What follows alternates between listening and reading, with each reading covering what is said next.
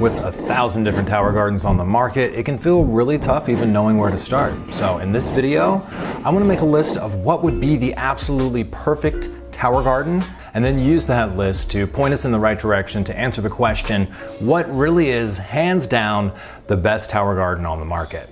So for me, I like to grow everything. It's really important for my tower garden to have a lot of root space. So a large area for the plants to grow in is really important, as well as having a decent amount of plants. Not too many plants because I don't want to have a bunch of empty net cups to fill, like with this tower garden, for example, but enough plants to where I don't feel like there's any limitation. So my ideal tower garden would be at least 6 inches in diameter to allow those root vegetables to grow. And I'd say, and it should house at least 20 plants. It would be really great if the tower garden could be expanded upon. Like if I bought the base unit and then wanted to add more, I could just like buy more to add on to it and make it taller and add more plants to it. So having the option to kind of flex it down would be really cool. So I guess flexibility. Next, it really needs to be able to hold up to sunlight. It needs to be a special opaque type of UVA plastic that prevents light from entering the tower garden to prevent algae from growing.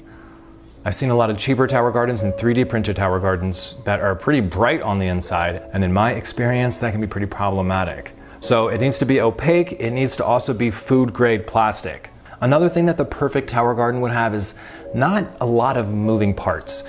If you followed my videos, you've heard me say, keep it simple, or less is more, or the less moving parts, the better. The more things we put on our garden, the more things will go wrong. So I really believe that the more we complicate things and make them kind of convoluted, the more problems can potentially happen.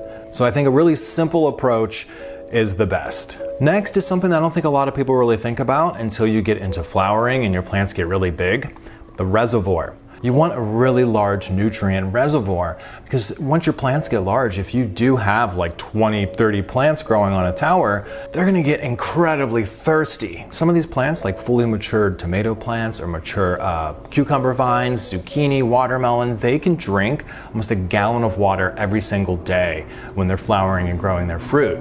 So if your tower garden reservoir isn't that big, you're gonna find yourself looking in it and topping it off a lot. An issue that can happen there too is the nutrients will concentrate really quickly as the water leaves your nutrient reservoir faster. So a larger reservoir is better. I would say like at least 15, 20 gallons would make the perfect tower garden.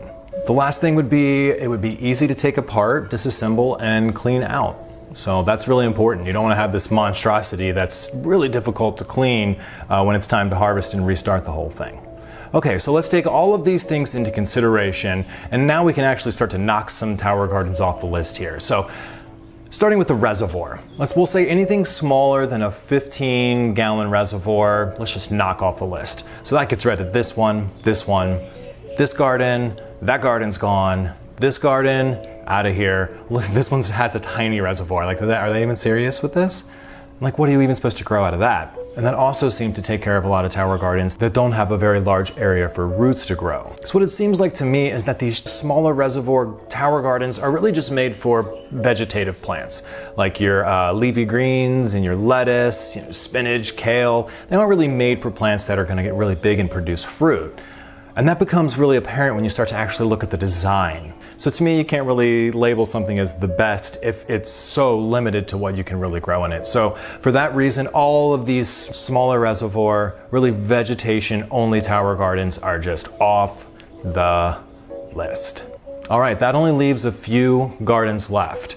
So now the thing we're looking at is the quality of plastics. We want to make sure that this is a completely opaque plastic that no light is going to get through. I also don't want too many net pots in my garden. I don't want the potential for complication. I'm never going to grow as many things as this garden has, so let's just cross this one off the list. That's just ridiculous. Then there are other gardens that don't even really have the proper net cup holders. So I guess that's another thing I didn't mention before, but a way to hold a 2-inch net cup is really essential. That's what the industry standard is. As we start to narrow these gardens down, it becomes much more clear why one of these gardens over all of them, one garden in particular, is kind of the industry standard. You'll notice more professionals use this garden. You'll also notice that almost every single vertical hydroponic, like commercial grow operation, uses this particular garden too. And it's not even a whole brand. It's just one particular garden from that brand, and that's the Tower Garden Flex,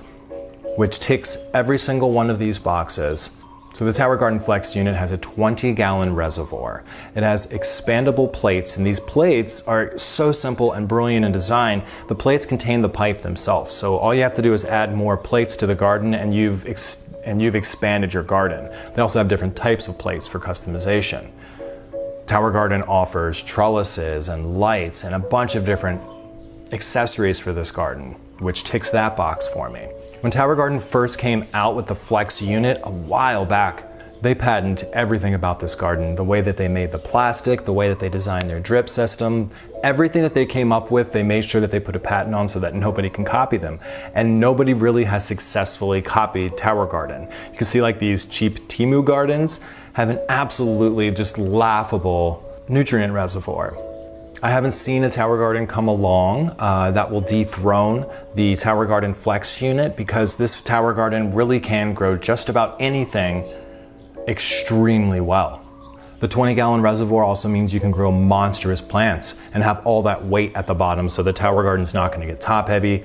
Also, make sure you check out the Master Your Tower Garden series that I have on humblegrowthhydroponics.com. I'll link it up in the description box. If you're just getting into tower gardens, that's going to be really valuable to you. It breaks down in 14 parts, everything you need to know to fully master your tower garden. So there's also some free resources for you at humblegrowthhydroponics.com that you're going to find really helpful. Hopefully this video helped to kind of steer you in the right direction. If you're really serious about tower gardening, there's only one reigning champion, the MVP of all tower gardens, the Tower Garden Flex unit. These other tower gardens have come along and tried to dethrone the Tower Garden Flex, but have not successfully done so yet. So if you're in the market, I highly recommend one of these gardens. They're fantastic. And if you have any more questions, please let me know down in the comments below, and let's grow together.